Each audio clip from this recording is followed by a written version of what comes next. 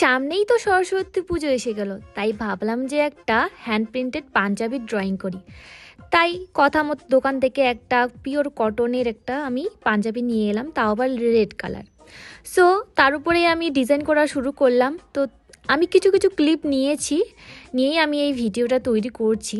So এই যে আমার পাঞ্জাবি আমি ড্রয়িং করছিলাম, আর পাঞ্জাবি যদি ড্রয়িং করতে যাও অনেক ধৈর্য ধরে করতে হয়। আর যেহেতু ফেব্রিক দিয়ে কাজ করা হয়, এখানে ওখানে লেগে গেলে কিন্তু সেটাকে আর তোলা খুবই মুশকিল হয়ে যায়।